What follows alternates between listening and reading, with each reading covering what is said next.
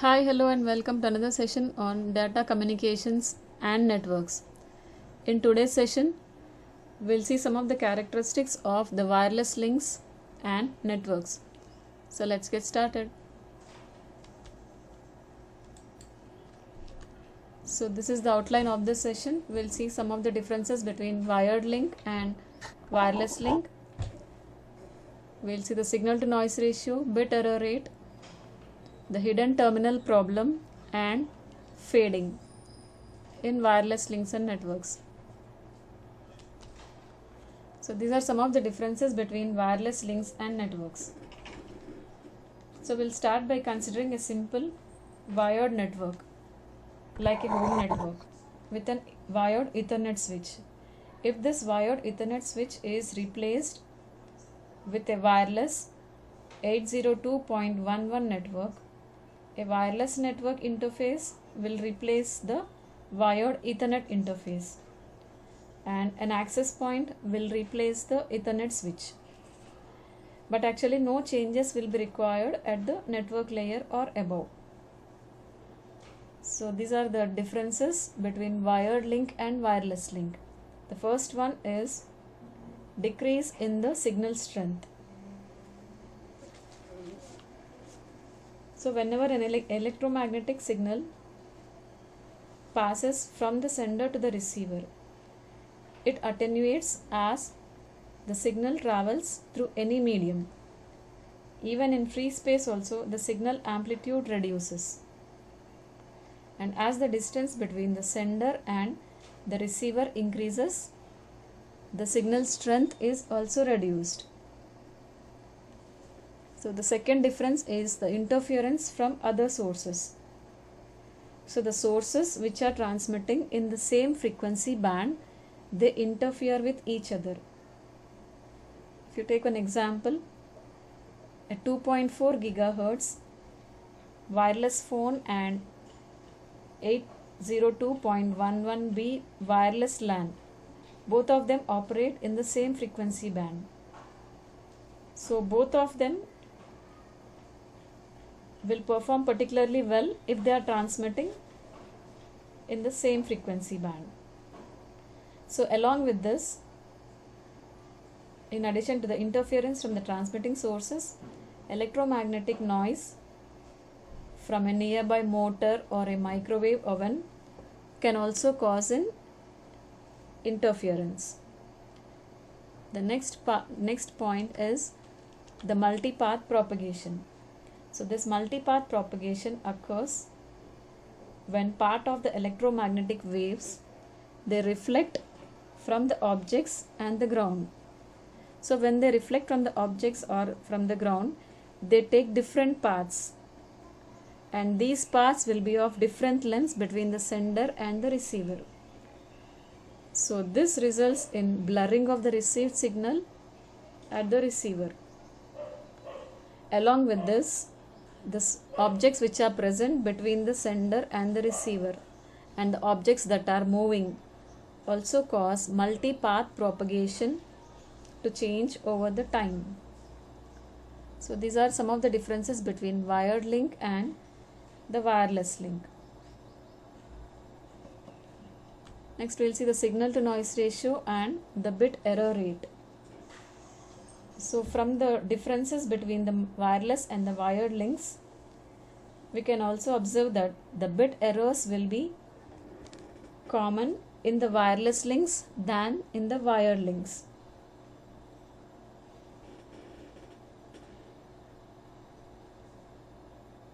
The host receives an electromagnetic signal. This electromagnetic signal is a combination of the degraded form of the original signal, this original signal which is transmitted by the sender, plus the background noise in the environment. The signal will be degraded mainly due to the attenuation and due to the multipath propagation effects that we have seen in the previous slide. So the signal to noise ratio, it is the ratio of the strength of the signal to the strength of the noise. And this signal to noise ratio, it is basically measured in decibels. this is 20 times the ratio of the base 10 logarithm of the amplitude of the received signal to the amplitude of the noise. So larger signal to noise ratio means it makes the receiver easier to extract the transmitted signal from the background noise. So if you see in the diagram, this shows the bit error rate. The bit error rate is the probability that a transmitted bit is received in error at the receiver. So we have a graph between the signal to noise ratio and the bit error rate.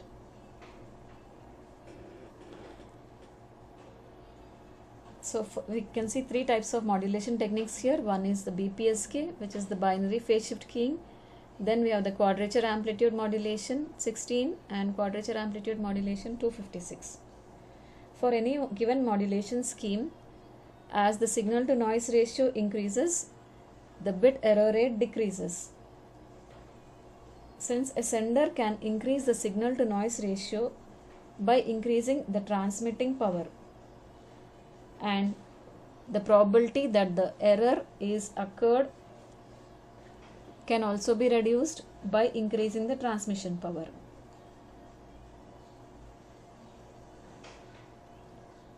But as we increase the transmission power, there are many disadvantages also.